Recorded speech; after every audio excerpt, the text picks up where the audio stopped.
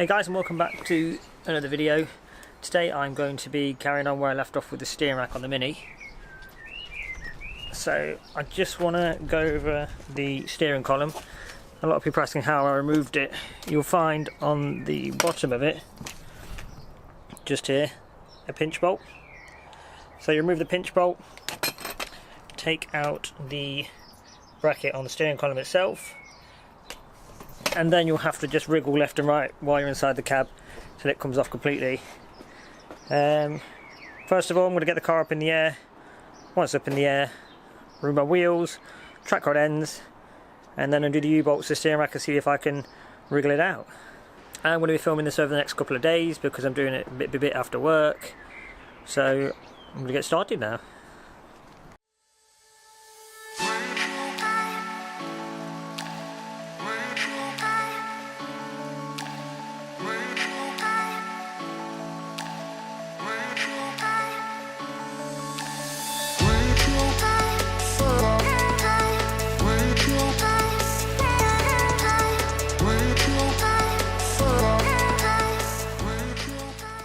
Right, so the steering rack is now out.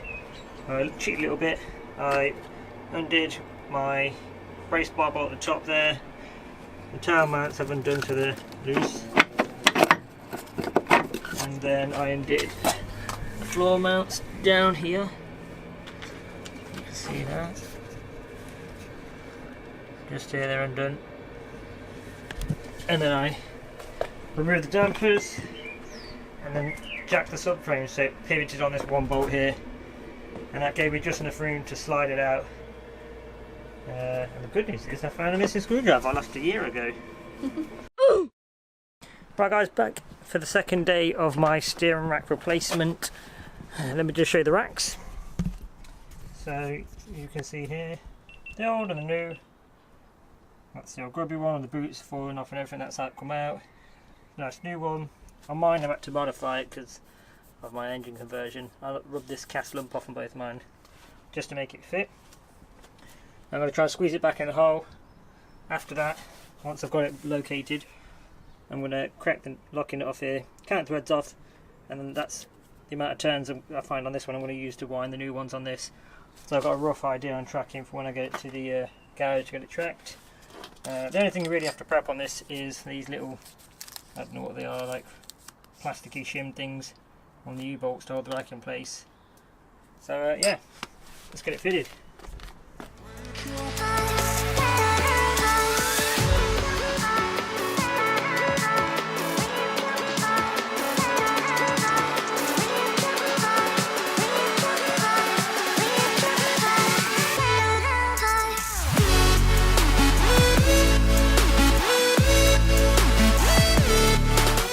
Right, so this is a key point where you've got to leave the steering rack loose but on the U-bolts.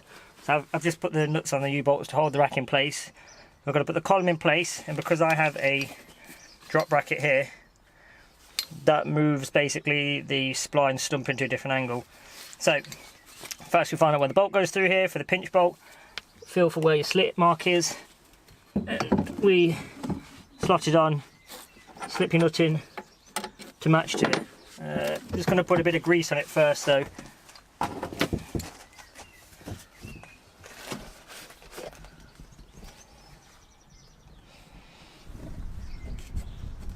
Just so it don't seize on there, because the previous one was really seized on. This is stop it jamming before you take it out again.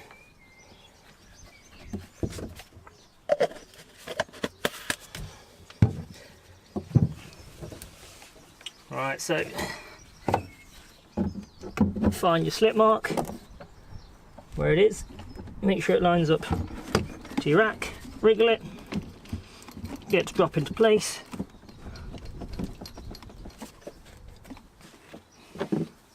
and you know when it's through when this nut will pass through the hole.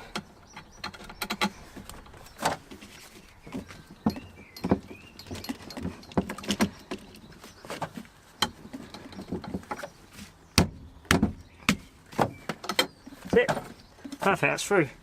And then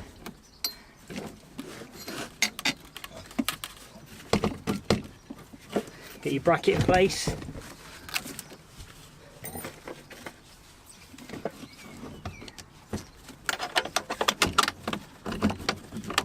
slot it in.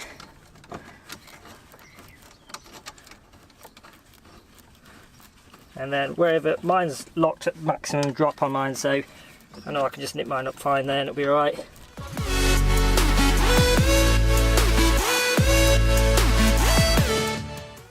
Right, so I'm just going to get the tower mounts back in now, and then the subframe mounts at the base, and then from there I can finish off the steering rack with the track rod ends, wind them in and out, and then that should be hopefully good as gold.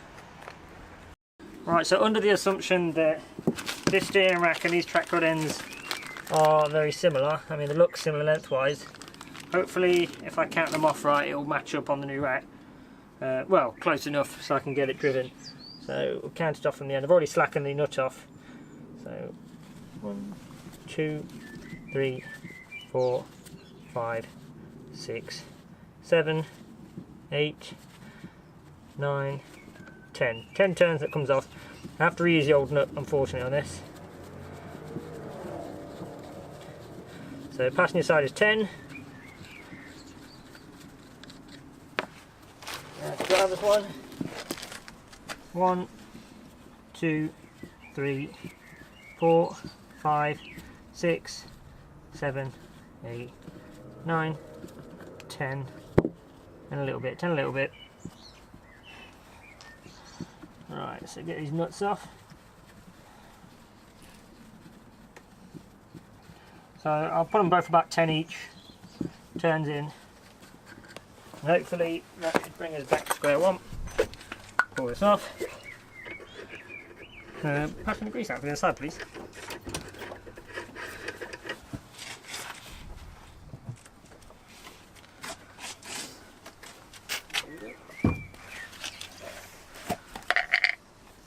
Whack a bit of grease on all of it. So when I get it tracked and no complaints.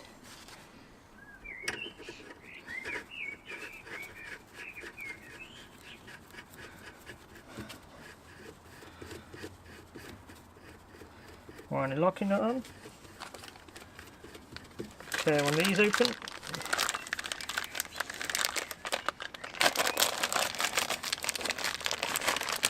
So lopsided, so you don't need to worry about it. So facing up. 1, 2, 3, 4, 5, 6, 7, 8, 9, 10. So I'll knit this up to here and I'll lock that in a second.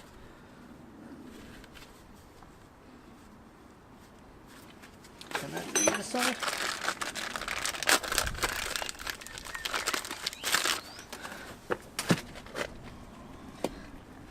Splodge of grease for it.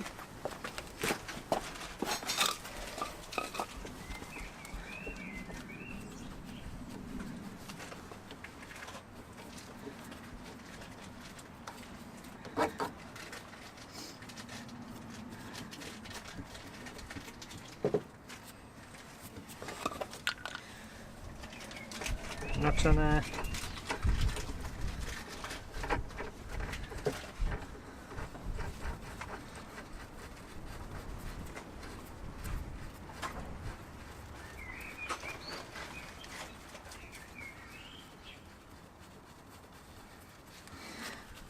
Ten times this one, so 1, 2, 3, 4, 5, 6, 7, 8, 9, 10.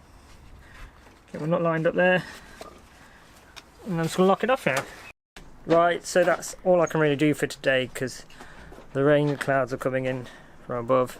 I know it looks really nice on the camera, but in real life it's really, really dark.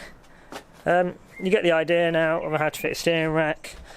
The only suggestions are on a normal Mini, which hasn't got this brace bars and conversions and whatnot, is I would use 4 axle stands on the subframe, and then undo all of your mounts, so your tower mounts, your teardrops, your floor mounts, and then I'd lift the body of the car away from it just to give you that enough access to drop the rack down, and then you'll be able to slide it out.